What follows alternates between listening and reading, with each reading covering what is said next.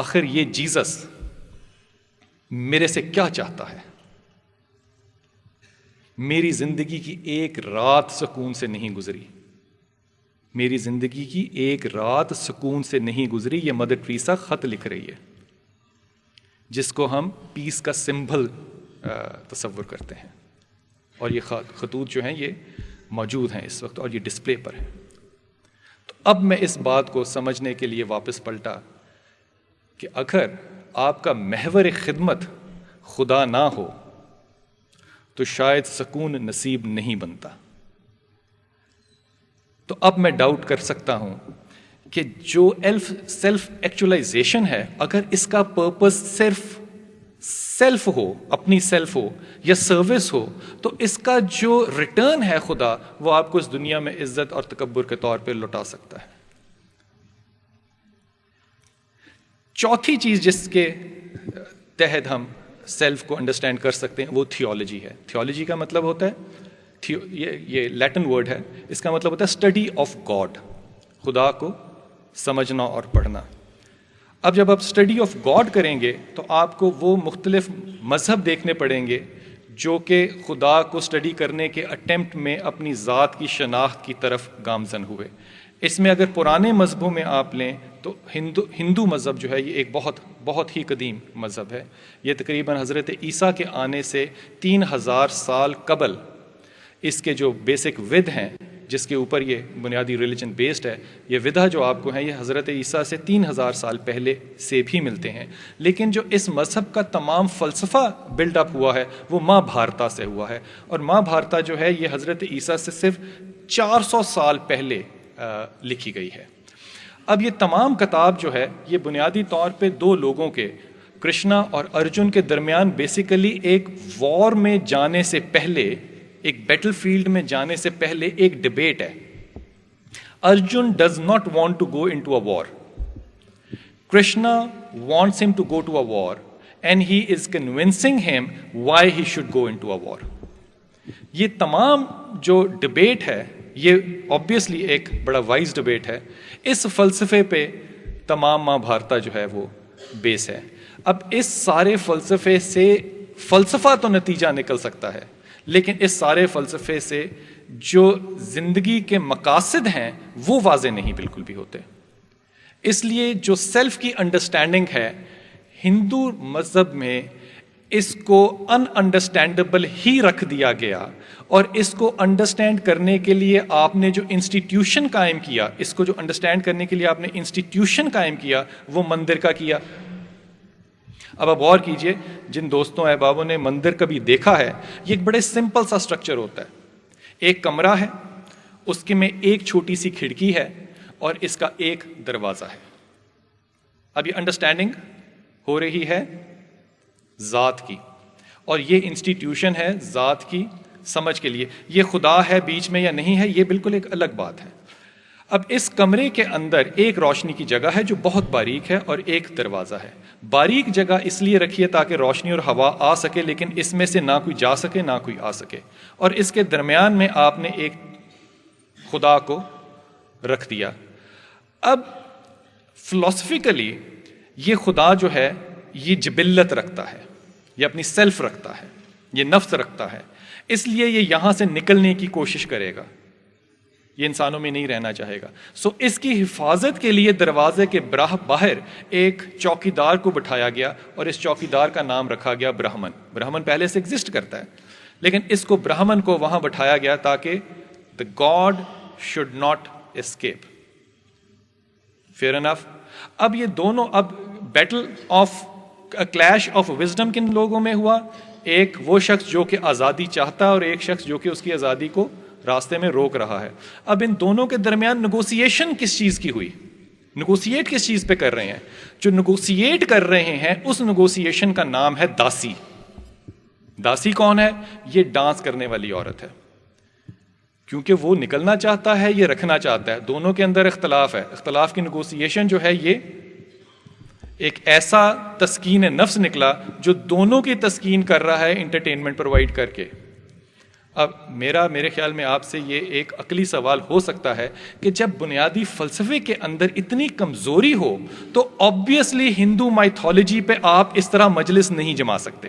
اس لیے آپ کبھی نہیں اس دنیا میں دیکھیں گے کہ ہندو اسکالر جو ہے وہ پیس اور لو کے علاوہ کوئی بھی اور بات کرے, کیونکہ اس کے پاس اور کوئی آرگومنٹ دینے کے لیے اتنی تگڑی فلسفی ہے نہیں.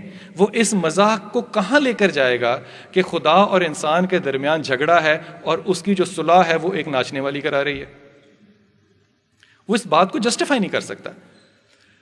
پھر اگر آپ بدھسٹ کو دیکھیں تو بدھزم کے اندر بدھا نے صرف 4 پرنسپلز دیے ہیں آپ کو. پہلا پرنسپل کیا ہے کہ آپ کی جو پین ہے وہ حقیقت ہے. دوسرا, آپ کی اس پین کی حقیقت کی وجہ آپ کا ڈیزائر ہے. تیسرا, اگر آپ اپنی پین کو قابو کرنا چاہتے ہیں تو آپ ڈیزائر چھوڑ دیں. الٹیمیٹ آپ کو کیا اس سے ملے گا؟ نروان. اب آپ غور کیجئے کہ اگر آپ اس فلسفے پہ بھی رہیں تو قطعی طور پہ نروان یہ نہیں بتاتا کہ میرے ساتھ حتمی طور پہ ہوگا کیا. اگر میں یہ کلیم کروں کہ میں نروان یافتہ ہوں تو وہ کون سی سٹیٹ ہے فزیکلی, وہ ٹینجیبل کیسے بنے گی, وہ میئریبل کیسے بنے گی, وہ کیا چیز ہوگی جو مجھے بتائے گی کہ میں نے نروان اب لے لیا ہے؟ وہ ایک چیز ہے جو آپ کو بتائے گی, اینڈ دیٹ از کہ آپ آئندہ اس دنیا میں گھوڑا گدھا یا کچھ بھی بن کے نہیں آئیں گے. یہ نروان ہو گیا. بھائی کس کو پتا ہے کہ آپ گھوڑے گدھے بن کے آئیں گے؟ کون فیصلہ یہ کرے گا؟ کوئی نہیں کرے. سو اس متھ کے اندر بھی, اس مائتھولوجی کے اندر بھی کوئی اتنی بڑی طاقت جو ہے وہ نہیں مل سکتی کہ ایک سائیکلک سائیکل ہے, اس سائیکل سے آپ اگر باہر نکلنا چاہیں اور آپ باہر نکل جائیں تو کیا اچیومنٹ ہے جو کہ آپ کو ملے گی. اس لیے دونوں مذہب اگر آپ دیکھیں تو یہ پیس کی تلاش میں ضرور ہیں, یہ پیس کی تلاش میں ضرور ہیں, لیکن پیس جو ہے وہ ایک انٹرنل فینومنا ہے, انٹرنل فینومنا ہے. اور اس انٹرنل فینومنے کا نام کیا رکھا؟ Meditation. Meditation is a process through which I will achieve peace and ultimately I will achieve nirvana so that I may not come back in form of an animal or any lesser human being. اس سے زیادہ فلسفی جو ہے وہ mature نہیں ہو پاتی. سو یہ mythology جو ہے یہ متھ کے طور پہ زیادہ سامنے آتی ہے.